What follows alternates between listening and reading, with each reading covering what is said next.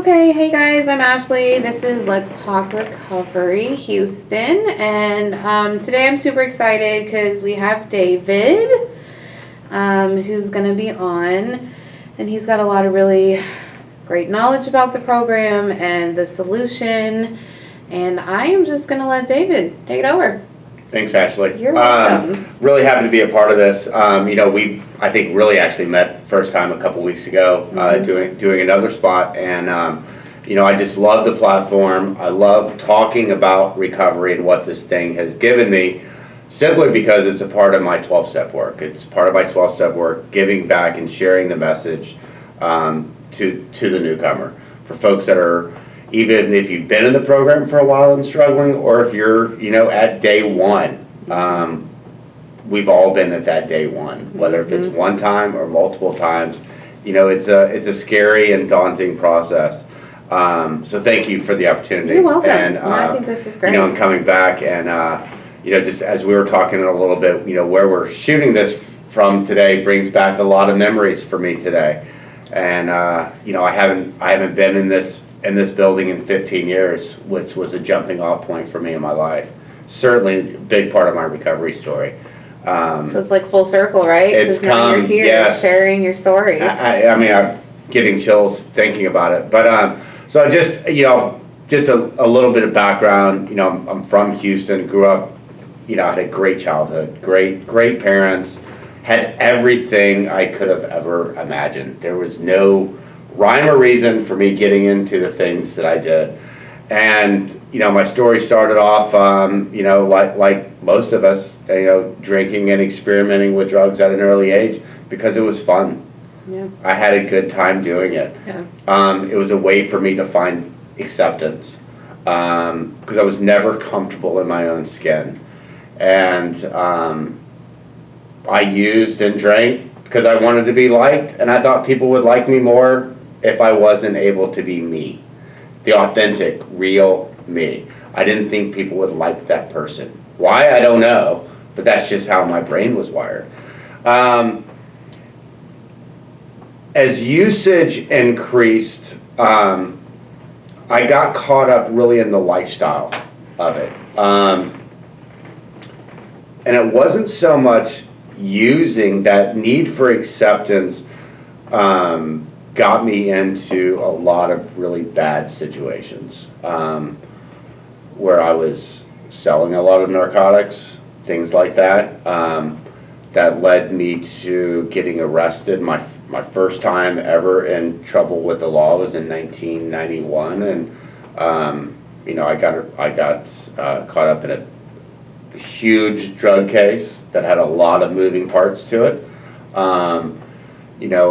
Some people were killed for some dope that I bought. So some serious trouble. Some big things. Big, serious legal problems, where I was looking at like 35 years in prison when I was 20 years old. Yeah, for the rest of your life. Yeah. Yeah. But that didn't keep me sober either. Yeah. It didn't even keep me sober, even right after I had gotten arrested. I think I got my pre-trial probation revoked 3 times in 8 months. The gravity of the situation never hit home because I was delusional about what was going on. I was so disconnected from reality. And fortunately enough, again, because of resources and just blessed with connections, privilege, however you want to call it, I was able to get good representation, and I was able to kind of, quote unquote, get out of that with not too many consequences. In hindsight, was that really the best thing for me? I didn't want to go to jail for 35 years, but there was no consequences for my actions. So I kind of got out of that. So everyone around me thought the best solution for that was to change people, places, and things. Yeah. And so I moved to Missouri. I enrolled in college. I was a 4.0 student in college, got through. Things were going well. I started trying to do all these things to please other people. Found a nice girl. I didn't even know if I was really in love with her, but it seemed like the right thing to do. Got married. Finished college, great job in the banking, this, that, and the other. I mean, just, I'm on the outside doing everything that I thought people wanted me to do. But I still wasn't happy. And that was quite obvious in my marriage. I probably wasn't the best person to be, not even married to this girl, but just to be married. I was not in really the right place, or really understood, again, the attention and focus that was. Because I just a selfish asshole at the end of the day. Self-centered and selfishness was my problem. Still is a bit today, but I have a little bit more awareness about it today. And 13 months into my marriage, I was out of town on a 4-day business trip, and I came home and my house was empty. And that was kind of a small jumping off point was, okay, the only thing I knew to make me go feel better was to drink. And then at that time, I got kind of refound what I really wanted, and that was substances. Mm-hmm. And so I jumped back into that. But at that point, you know, I was financially successful. Money wasn't a problem. I mean, I had a really great job. So my using just kind of kept on. And again, had a lot of success in my 20s. You know, I started a real estate company. We were moving a lot of property. I mean, things were really going well.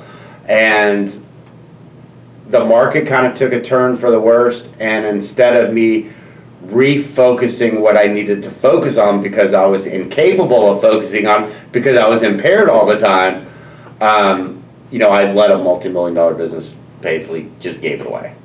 I gave it away to this disease. Came back home to Houston, and that's about a 10-year period. So I'm jumping through this. So about a 10-year period. So 2004, end of 2004, I came back to Houston with nothing. Wasted basically that eight years of my life of being extremely financially successful, and everything I built up, gave it all away. Came back home. 9 months later, my dad passed away, and that was a huge jumping off point. My mother and I never had a great relationship. We weren't really close, but my dad was my best friend, my rock. When I got married, best man at my wedding, you know, business partner in some of my real estate stuff. I mean, we were close. And so when he died, I had no coping skills. The only coping skill I had ever practiced was escape. Whether if it was success or heartache or stress, whatever it was, drugs and alcohol were my solution. Yeah. And, you know, that worked till it wasn't working anymore, you know, as they say. And works great till it's not. Till it's not. And, you know, like even after my dad passing away, I mean, I remember being at the service, but I don't remember anything about it. And then from there, over the next 2 years, things just got worse. I got arrested another 4 or 5 times from 2005 to 2008, another 4 felonies. I mean, life was not manageable for me at that time. And of course, the idea of humbling myself and asking for help, again, because I was so delusional about what was going on in my life that I didn't see that there was a problem. You thought everything was fine. I'm like, oh, is this... Things just go my way. Yeah. I catch that break I need. You know, I hit that stop leak. getting in trouble, everything would be fine. Right. Like, but I couldn't stop getting in trouble because I wasn't doing things to not get in trouble, right? or it's, well, I'm gonna do this one last thing, and I'm looking for that big lick, and I can have some money, and then I can buy my way out of what I need, because that was my solution. I figured because in the past, my consequences were limited on how much money I could throw at the problem. So that was my mindset. That's what I knew. That's what the solution to my problem was, to just throw money at it. Kind of sound like the government, you know? Money makes things go away. It's just going to make the problem go away versus actually dealing with the problem. And again, I couldn't even begin to identify what the problem was. Me. So that goes on, you know, from 2008 well, 2006, I was on probation until about 2009. So again, I thought people, places, and things would change, and so I thought the bright idea would be to move to Miami. So I moved to Miami Beach, which was great, but I was still doing what I was doing. You know, I wasn't. Yeah, it's great if you're in your addiction, right? It's Yeah, it's great. You know, I mean, you know, but really at that time, you know, cocaine was my big issue for all these years, and I moved to Miami and I wasn't doing that. I mean, I was in the weed business. You know, that's what I was doing out there. And again, that was working till it didn't work anymore. And then eventually I found myself broke, no place to go. I didn't have an ID. I'd lost my ID, and now there could be worse places to be transient and homeless in South Beach, Miami. But it was Easter weekend, 2010, and about every 2 months or so, I touch base with my mom, and you know, the pain and the just the selfishness that I had to put her through what I did for so many years. Blamed her for a lot of things. Blamed her for a lot of the problems that I had in my life since my dad died. And you know, we had our issues. There was things said, you know, and that I just couldn't forgive at that time. I had to hang on to that because that's what fueled me. You couldn't let things go. I couldn't let things go. It's that justification, right? That's You it. hold on to the anger so you can justify You your said bad this, so behaviors. I'm going to do this, and that's why I'm doing this, and you know, just a big blanket. I'm mad at you. I'm drinking the poison, hoping it kills but a big you. fuck you. Yeah. Right, you know, and I don't, you know, I'm not hurting anybody but me, but I don't even think I'm hurting me. Yep. Again, delusional, just complete delusional. And so I made that phone call home and said, "Can you give me a plane ticket home?" And she's like, "Well, where are you at?" And I said, "I'm at Fort Lauderdale Airport." "How are you gonna get on a plane?" "I don't know." But I had a photocopy, like on my phone, I had a picture of my ID. So after like 3 hours going through customs and making sure I'm cleared, I was able to get on a flight and I came back to Houston. And again, no plan. I needed shelter. Yeah. I needed a place to go, right? And so I came back home and I actually went to work for my church, just kind of in the maintenance department. And you know, and I ended up working for my church for 7 years, you know, and it was stable, but I wasn't stable. I mean, I was still doing what I was doing while working in the church, which was the biggest, you know, conflict. I had no relationship with God. I was completely anti-religion. I thought religion was a joke.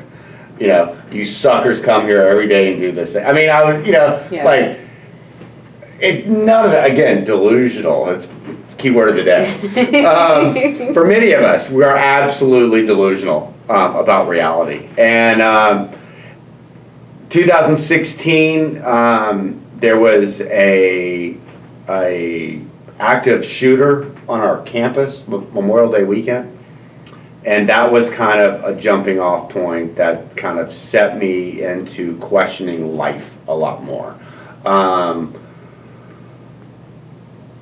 They collected 485 shells that morning on the scene. I was the point person on scene that morning. I mean, like, I watched 5 or 6 people get shot. I mean, it was, you know, there was some stuff happening, right? Serious stuff. And you know, I just kind of brushed it off because, again, I didn't work Sundays at the church. I worked the back end of the week, and I was one of the 3 Sundays a year that I actually worked at the church. Oh, wow. Was that Memorial Day weekend. And that was kind of my first awakening that, okay, because of everything that I've been through and kind of survived already, in the back of my mind, I knew God had me there for a reason that day. But I took it as kind of a big fuck you to God. Well, why? Why are you putting me there today? Yeah, I know I can handle it, but I didn't want that. I didn't want to be a part of that. So I struggled pretty not admitting to anybody else, but I was struggling for about 6 months. And over that last 6 months, life for me took a big downturn. I mean, I was going down fast. I had started dating a girl. I mean, we were good. I mean, I absolutely love and adore her. I'm so blessed that she's stuck through me through my shit. But there was, of course, I was not truthful about what was going on. She knew kind of what I was doing, but to the degree, because I hid things very well. I was never out of control. There was never blackout. There was, I was high functioning addict and alcoholic, high functioning doing what I was doing, right? Yeah. Which was nothing. Yeah. and so that brings us kind of into 2017. I'm an only child. It's just my mother and I left. Again, at that point, if we spoke together, it was a blow up. We couldn't be in the same room together for 5 minutes. That's how me and my mom were for a really long time. And and she has her role in some of that, which is fine, which she's acknowledged. But most importantly, I certainly had my role, and I had to accept responsibility. But at that time, no way. She was the problem. Yeah. She was the cause of my issues today, right? Again, highly delusional. And so, the beginning of April, she basically said, I have gone to our family attorney, and I have written you out of the will, and I want nothing to do with you, and you show up at my house, I'm going to call the police unless you go to treatment. I wasn't doing that. I wasn't having any part of that. Okay. So you tried an intervention and it didn't work. Yeah. Well, and so after talking to my girlfriend, she was like, look, it's basically, she had kind of two things from her. She's like, I don't know if I can be with you if you're going to have this kind of relationship with your mother. That's just not healthy, and I don't think I want to be a part of that. Hey, it's 30 days. Just go. Yeah, look at us. Whatever. 30 just days, go. right? Yeah, it's 30 days, And of course, 30 days, is an eternity when we're in our heads, right? Yes, that's forever. That's forever. And Thursday morning, April 26, 2017, we go over to my mom's house. And my mom, was her last-ditch effort to try to save her son. Sent me off to the right step with a cashier's check to pay for treatment. It's not cheap. No. Which is not cheap. No.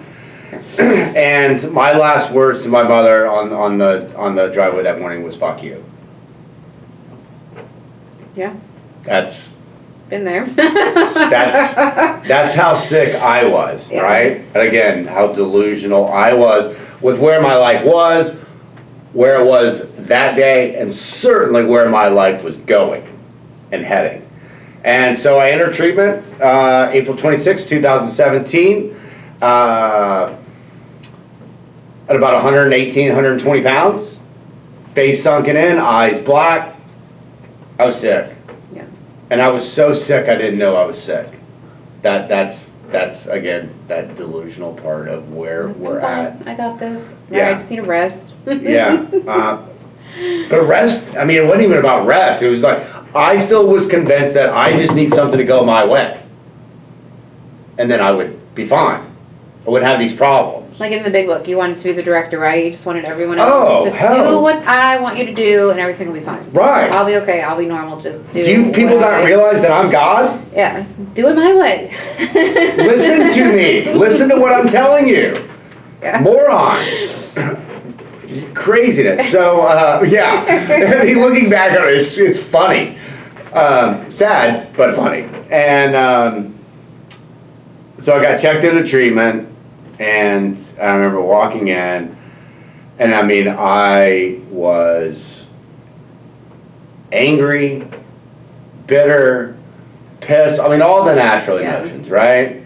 And the poor staff at the Right Step there, and we laugh about it today because I work for the Right Step today, and they kind of use me as that example, like if you would have seen Dave when he came to treatment, I mean, like completely inapproachable, like you get near me, it was, I'm gonna laden you with some curse words. And again, I'm not one of you people, you know?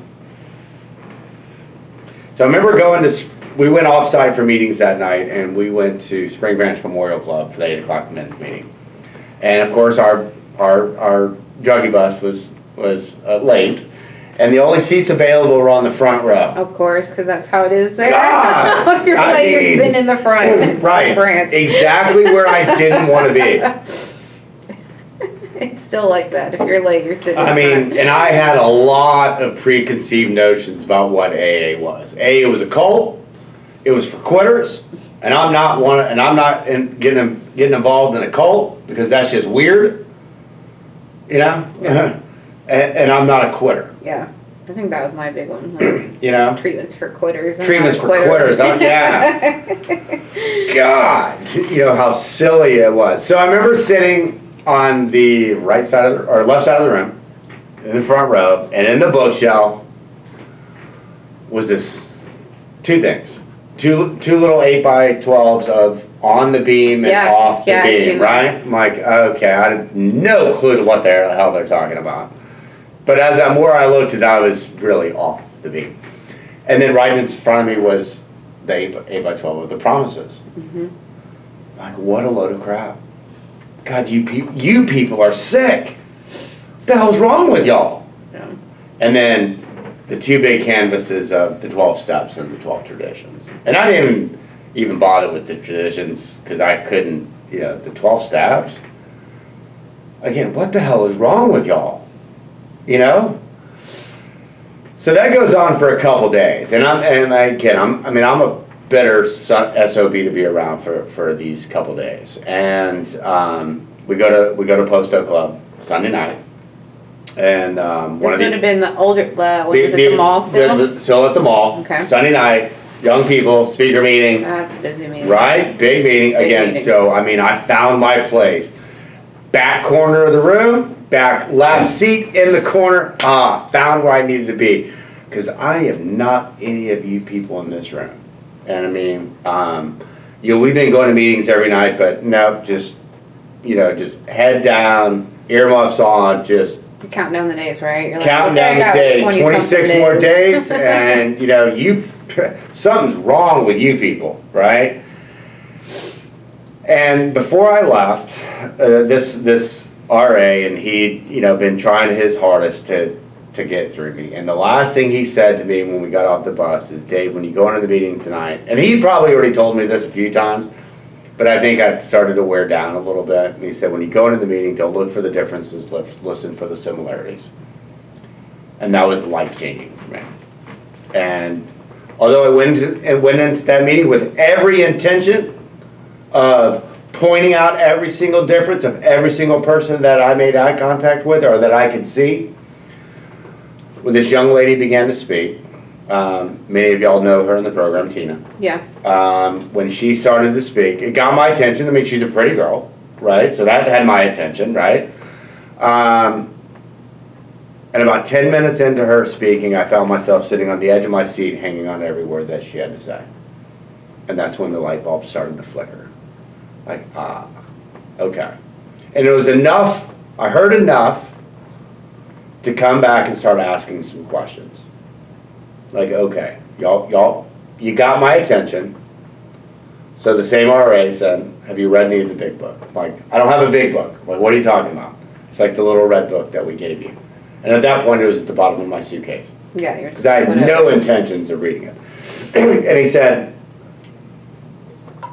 excuse me, read the doctor's opinion in the first 3 chapters. I'm like, okay. And I remember reading those chapters and constantly flipping back to the beginning of the book, looking, where does it say Dave Ludlow? Because that book was written for me. Yeah. It was telling me and showing me everything I needed to know about where I was at and where I could go. And it was at that moment that I realized I'm the problem. And that's hard when you finally realize God, it was that. hard. That's hard when you're like, oh, I'm an asshole. Like, this Oh, is see, I me. knew I was an This asshole, is right. me. It So, wasn't them, it but was see, me. Right, but me being an asshole, that was who I was. That was my personality. I mean, I took pride in that, you know? Again, that's how delusional I was. And so, that Monday, I again just started asking some questions, some of the right questions. Again, because all of a sudden my whole world was kind of shattered now. It's like, okay. So I had my hand out waiting for that magic pill to get fixed, right? Well, fix me. Mm-hmm. You know, okay, I've got this thing. I haven't fully conceded that I am one of you people. I am an addict or alcoholic, but I was willing to concede that I might have more though than just some issues. I might have some real problems in my life, right? And again, where's the medical fix? Give me that pill. Fix me. Make me better. Yeah. And I said, well, it's a little bit more than a magic pill. There's a thing called a program of recovery. Oh shit. Right? One of these oh shit moments. Well, okay, well, what does that mean? Okay, well, that's going to require you to do some things, to adopt some principles in your life of honesty, open-mindedness, and willingness. And we talked a little bit before this started, but we as addicts and alcoholics are probably some of the most willing people on the planet. Just our willingness isn't directed the right way. Yeah. Because we will go to any length to satisfy that desire, Yeah. that fix. I mean, we will do some crazy things, right? But it's how do we redirect that willingness, right? That want to be sober. Because at that point, I just knew that I needed to quit doing cocaine. That okay, my life, because I got court documents that says my life's unmanageable. I mean, You're questioning, we can show you. There's written history, so I was willing to concede that I probably had a substance use problem, right? And it was still a few days after that to finally concede that I probably was an alcoholic, because I did both every day. But I also smoked weed every day, and I was not going to quit smoking weed. I'll quit all this, but I'm not going to give up. I'm not right. So I'm still trying to hang on to some thread and some fiber of my being, because that's who I was. That's what I did for a living. You know, that was my identity. That's how people liked me. That's how people accepted me, because I was this, not who I was at my core, which was that dichotomy that was playing in me when I was early in treatment. So I remember that that Monday night was our alumni night. It was Monday night. People kept telling me I was going to need a sponsor, and they said, don't overthink it. Guy starts talking. You like what he has to say? Ask him to be your sponsor. So my sponsor Justin started speaking that night, and he was talking about the agnostic chapter in the book, because that's where I was. I didn't want anything to do with God. You know, me and him, whatever it was, we ain't cool. Yeah. You've taken things from me. You've let things happen to me. We're not good. Okay? So when this man started talking about that chapter and somewhat being open-minded to that, and that was a new concept for me, open-mindedness. Because I was closed-minded, because I had all the answers. Yeah, because I know everything. I know everything. I'm God, I'm the director. I have all the answers. To be unsuccessful is what are the answers that I had, right? And then that honesty part. My life was full of dishonesty, because that's where I lived. But how do I flip those two things? Those three? How do I flip that dishonesty into honesty? How do I flip that closed-mindedness into open-mindedness? And how do I flip that willingness to go to any length to escape, to any length to stay sober? I think that's the hard one for people. There's the question, and I think, right? Because, you hear, well, you would walk 12 miles in the snow to get high, so I went to go to a meeting, right? Right. We just hold on sometimes, right? Because we're not willing to get uncomfortable, and we're not willing to be vulnerable, because that's where pain lives. That's right. And when we live in pain, and escape from pain and escape from reality, we're not being present. And sometimes the present hurts. Yeah. But as I started listening in meetings, I learned that if I was willing for the first time in my life to face some things, because I don't know about you, but I spent 32 long years running from things. Yeah. And I don't know about you, but it never fixed one of my problems. No, they were all still there. It all made 100 things worse. times Right? 100 times worse. At minimum, for me. So much worse. Right. So I had to start facing some things in my life. And no better time to start facing and addressing some of these things while I was in treatment. You know, so I got a sponsor. I asked that man to sponsor me. And the hook for me at that point, what he said, look, I don't care what your beliefs are on God or spirituality and all this kind of stuff, but certainly, he goes, I hope each of you could subscribe to the theory of just having some good, orderly direction in your life. Who can say no to that? Yeah, sounds good. Okay, you got me. You got a hook in me. Yep. Good luck trying to reel this monster in, right? So, good orderly direction. Because I was raised right. I had a moral compass smashed, but I did have one. But how do I bring that back? And so I asked that man to sponsor me, not even knowing what that meant. So we talked about those principles that we just talked about, and he goes, but the last thing, I'm going to ask two more things of you, Dave. And he said, you're going to have to be willing to get uncomfortable, because you're going to have to go through some stuff. You're going to have to get vulnerable with me. And I didn't want to do that.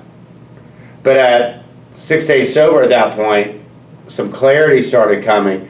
I knew I didn't want to go back to feeling the way I was feeling, because I probably was not going to make it through the end of 2017 on the course that I was going. So I really didn't have anything to lose. Yeah. Try it for 30 days. We'll give you your money back, right? Well, You're still miserable. Well, there was none of that. But this is exactly what he told me. He said, look, Dave, man, you give me an honest year of working this program, an honest year of working this thing. You know, just getting out of your own damn way. You give me an honest year, man, and if this thing is not working for you, quite frankly, you literally said, go back to your miserable fucking life. Dick. You know? Yeah. Who are you to speak of me that way? You know? But and I said okay. So I made that commitment. But he said, Dave, you don't have to commit to this thing for a year. Just commit to me into this program one day at a time. Just get through today, and then we'll start working on tomorrow. Okay. Small moments at a time. I never understood that before. Small moments at a time is where we get growth in this program, you know. And so I did. So I spent the next 20 days in treatment really identifying the problem, and that was me. And the problem was the way I thought. I had a thinking problem, as it talks about in the doctor's opinion. I had to undergo a psychic change, and that started in step one. Accepting the fact that I was an addict and alcoholic, and I was powerless over those two things, and my life was unmanageable. You know, step two was a little bit more difficult for me, coming to believe that a power greater than myself could restore me to sanity. But I believed in the book at that point that it told me in the directions in the instruction book that no human power could resolve me of these issues. And I didn't have to call it God, because I didn't want to do that. All I knew is just something other, some power greater than me. And he said, look, Dave, you've been to the ocean, you lived in Miami, right? And I said, yeah. He goes, you ever go up to the tip of on the beach, on the tip of the water, you ever try to stop that water from coming in? I said, well, that's impossible. He goes, is that not a power greater than you? That's good. Okay. Yeah, that's a good one. You know, okay. He gave me some real tangible things to work with. Like, because that I needed to come back to find a balance. Because my life was this. It was never this. I lived in chaos. I lived in misery. I lived in the problem. So created a lot of imbalance in every aspect of my life. Spiritually, of course. Financially, of course. Romantic, family, you name it. There was never balance in anything in my life. But all step 2 asked of me was just to be willing. That at some point, that I had to rely on some power greater than myself to help bring me back from insanity, to restore my sanity. Okay, so I took step 2. And step 3, that was weird. Turn my will in my life. Well, what the hell does that mean? He goes, quit overthinking it. Turn your thoughts and your actions over the care of God as you understand them. Because the God that I was brought up with, and religion and this, that, and the other, that didn't work for me anymore. That version of that didn't work. But the beauty of this program is that I get to redefine that in a sense that works for me today. Okay. So in that higher power and turning that good orderly direction, or a group of drunks, or whatever the fun acronyms are, I had to learn to turn my thoughts and my actions. And that was through that psychic change process. Step 4 was fun, challenging, because after 3 decades of stuff, and kind of a quick interlude on that. So I remember making that list and coming through the list, and I think I had like 30 things on my list when I go to meet with my sponsor, and he kind of looked at me and he just chuckled. It's like, really, Dave? Like, what is this? Really? Is this the prelude? Right? Yeah. So that went on for like a month, right? And, bring me back, come on, let's keep digging. Let's keep digging. And so I'd like to think at the end of that, and we'll work through step 5, that I had been thorough. I'd been honest.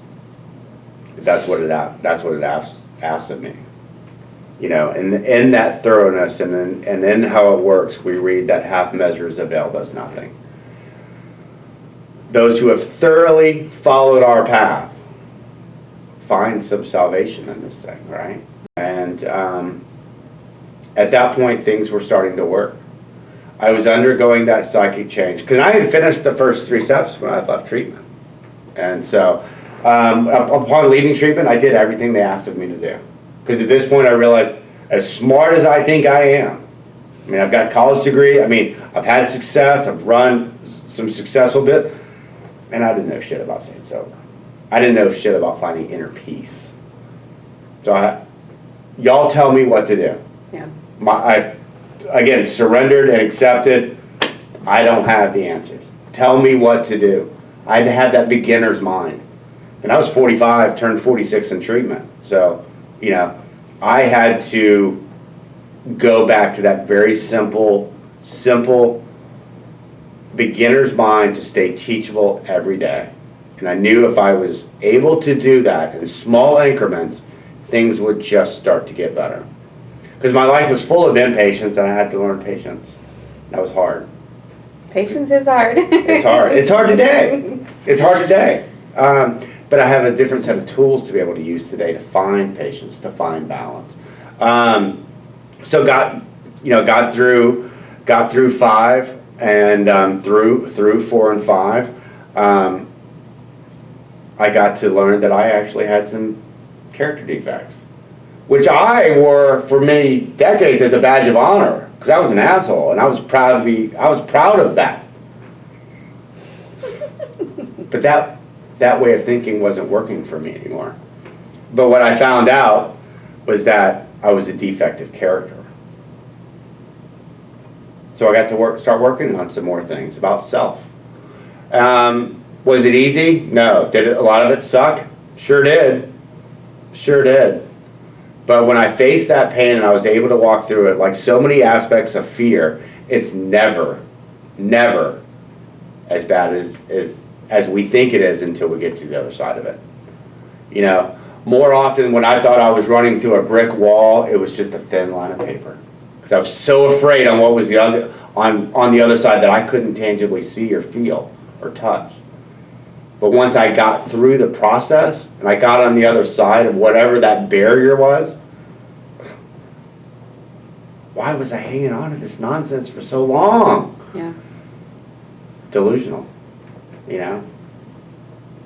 invaded by drugs and alcohol for so long. So I start working on my character defects and ask God to help me through that with the help of my sponsor. Had to make some really fun amends. Family, friends, people I stole from, people, places, institutions, you name it, I had a list. But the objective of those things was not to get a desired outcome, it was just to get my side of the street clean. And to never say I'm sorry without backing that up with action, because that's just manipulation at the end of the day.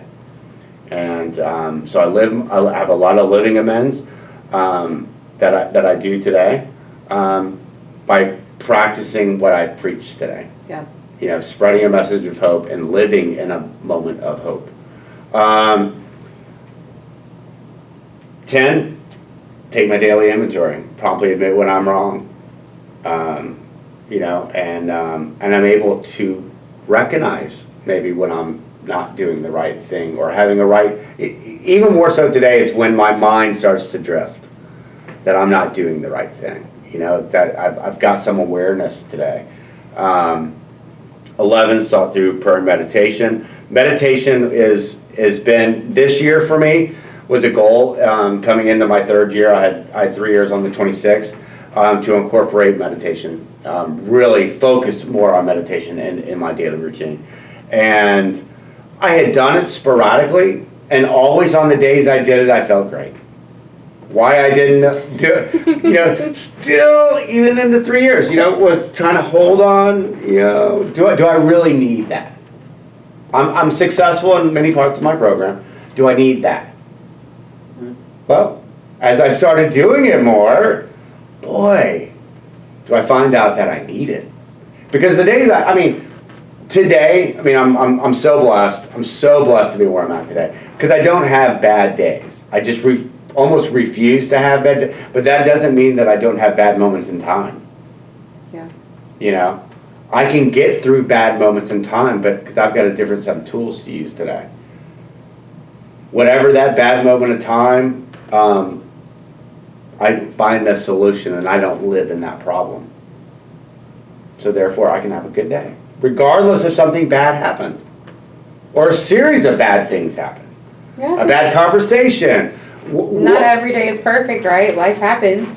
But I can almost in a sense make it perfect by living in the solution. Or peaceful at least. Maybe not perfect, because there's never perfect. But there's progress. There's always progress. And when I keep striving to do the next right thing and having good orderly direction in my life, this becomes this. I'm finally at peace. I'm at peace with life today. I'm at peace with every aspect of my life. I'm at peace spiritually, family. My mother and I have never been closer, probably since I was a small child.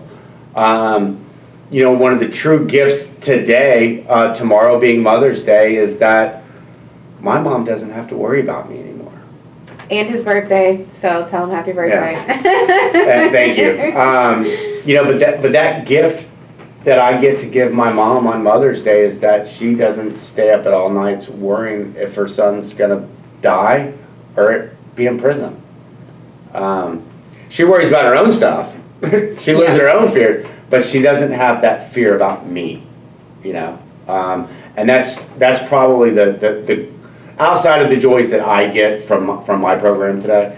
But like the single person that's benefited the most from that is of course my mom, and it's just a testament to that this thing works.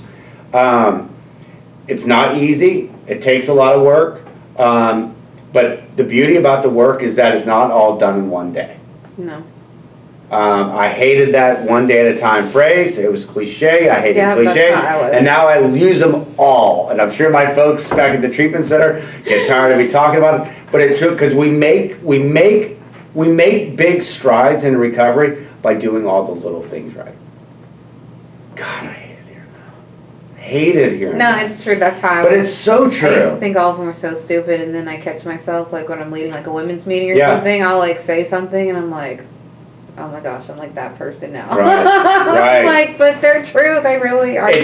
It just is. And I think what it is that I needed to get essentially all these cliches essentially just beat into my stubborn ass, you know, to the point where I was willing to maybe start to concede or believe that maybe these people that have been working this program and have some time actually know what the hell they're talking about. You know, they've got what I want, and that's some freedom, peace, and serenity. Things I never had in my life. Yeah. But today I do. It's pretty Today awesome, I do. It sure beats how it was. Yeah. You know, it certainly beats how it was because it was miserable before. Certainly miserable. And I know because of the experience in the rooms that if I don't take action on my program every day, and it tells me in the book, in the directions, in the instruction book, that we get a daily reprieve from this disease. And reprieve simply means a postponement of punishment. So if I want to postpone the punishment that's coming because of my diseased mind, if I don't take action every day, I know what's coming.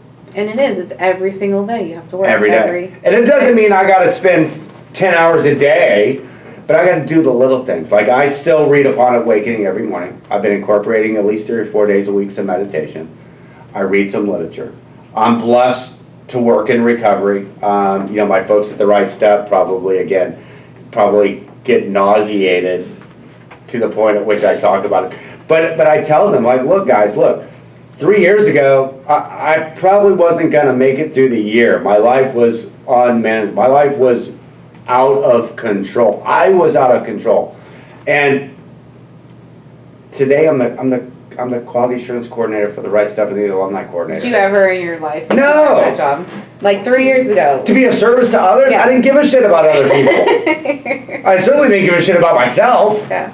You know, but yes, so that it's funny how this thing look, God's got a sense of humor. Yes, I've learned that. Whether I chose to recognize it at the time, and I know that He's never going to give me more than I can handle, and that was true throughout my whole life. Today I have a sense of purpose that I don't question, I just follow. He led me to a point, and didn't let me end up in prison for the rest of my life or let me die because He had another plan for me. And I'm realized that I'm not smart enough to question that, and I just do what's asked of me on a daily basis. And I just keep it as simple as that. Have that beginner's mind to stay teachable every day and to just share the message of hope. And that's just what I'm blessed to be able to do today. What would you suggest to anyone that might be struggling, right? They're at home, they haven't been able to go to meetings, maybe they've tried Zoom. What suggestions do you have for people? Because sometimes Zoom meetings are hard sometimes, right? Because I think some people like that fellowship, right? Sure. And we haven't had that for, gosh, do it anyways. now. Get uncomfortable, get vulnerable. Do the things you don't want. When you're telling yourself, I don't want to do that, do the opposite. That's what was told to me. You know, at the beginning when I got out of treatment, you know, I had a house and I had a home to go to. I didn't want to go to sober living. Yeah. Guess what I did? Went to sober living. Went to sober living. Told me I needed to do 90 meetings in 90 days. I'm like, I'm not doing that. You know, I got to go back to work. I worked 6 days a week, 10-hour days. I did 137 meetings in 90 days. There's a lot of days I didn't want to go to meetings. Yeah. But I did what was that. I mean, as hard as it was, I had to take me out of the equation. I mean, because I wanted to still control a lot of things. But the choice was, I can go back to miserable, or it might just be something better over here. I already knew what that was, and that was killing me. Mm-hmm. What do you have to lose? Get uncomfortable. Get uncomfortable, because that's where growth is. That's how you get out of this thing. As painful and as hard as that is, getting uncomfortable is the answer. Yeah. Doing things that we don't want to do. We got into the point of misery and darkness by doing things our way. So if you want a way out, do the opposite. And not in big steps. Again, little pieces at a time. If you're uncomfortable with Zoom meetings, do it anyways. Yeah. because that's our option right now, you know? Or pick up the phone and call a group of people, reach out. I'm on like 20 Facebook recovery things. Involve yourself in that. Become a mentor. Find it. Go get it. I mean, it's so much better on the other side. I mean, it's so much better. Is it always roses? No, but it's certainly a lot better than what it was. Yes, it was. Yeah. This has been good. Thank you. This has been good. So speaking of Zoom meetings, Yeah. whenever David sends me Zoom links, they are posted on the Let's Talk Recovery Houston Facebook page, and I see you post them like the Oxford pages. Yeah, You're posting them all over Facebook. Yeah, so I do meetings right now until further notice. Monday through Friday from 7 to 8 o'clock. On Wednesdays and Fridays, I have the Right Step clients are filled into our meetings as well. They are not so much 12-step driven, just to be, because my platform is opened up to anybody in recovery. I like that. It doesn't matter, it doesn't necessarily have to be alcohol or substance abuse or what, I mean, if you are in a form of recovery, and I try to keep things very general in recovery, because many of our treatment centers within Promises Behavioral Health are not just substance use disorder. Some are mental health, some are codependency, some are eating. So That's what I'm trying to do with this. It's just keep it broad. everything. Yeah, you know, and it is more than and just all those drugs and programs alcohol. are essentially have 12-step based recovery. And look, you know, the 12 steps is one way to do it. It's a path that I chose because it's reached the most number of people throughout time. And at the beginning of how it works, it said rarely have we seen a person fail who's thoroughly followed our path. And you know, what I've seen is that when you work a 12-step program the way it's supposed to be worked every day with rigorous honesty, open-mindedness, and willingness, it works 100% of the time. And that was pretty good results. That's true. Pretty good results. Half measures avail us nothing. You work half the program, you might get half the results, and that second half, you may not make it back. Yeah, because that's the thing. Not everybody does. No. Not everybody does. Yeah, unfortunately. So, wow, any shout outs you want to give to anybody? Mom, Yeah. happy Mother's Day, Yes, right? Mom, happy Mother's Day. And really, you know, just a big thing, again, you know, as I've mentioned a few times, you know, I work for the Right Step here in Houston. This was Nurses Week. So a big shout out to all of our nurses and our nursing staff and our direct care staff. This has been a trying time for all of us. You know, us in the medical community, as this has been tough, but you know, the harsh reality is that people are sick every day and need help. Yeah. And we've, you know, although we've tightened up some of our admissions processes, we have not stopped taking clients. We, you know, we just keep moving through. You know, we've had our challenges, but it really starts at our direct care staff, our RAs, and of course our nursing staff, and with that being Nurses Week. So big shout out to them. Well, and I think that's important for people to know. Just because there's a pandemic going on, if you need help, you can still get help. Treatment Yes. centers are still Absolutely. open, and don't use this time as a excuse Yes. to not go get help. No, absolutely. I mean, even if you're just kind of on the fence, come get an assessment. Come find out. Come talk to a professional, a medical professional, and help you find the answers that you might need. It's good. Quick shout out to Transformation Enzymes for letting me use the space. Thank you, thank you, thank you. This will be on the Facebook page, YouTube, and SoundCloud later this afternoon. So I'm super excited about this. Thank you so much for hanging out with me today. Thanks. It was a pleasure. Thank you. All right. Bye, guys.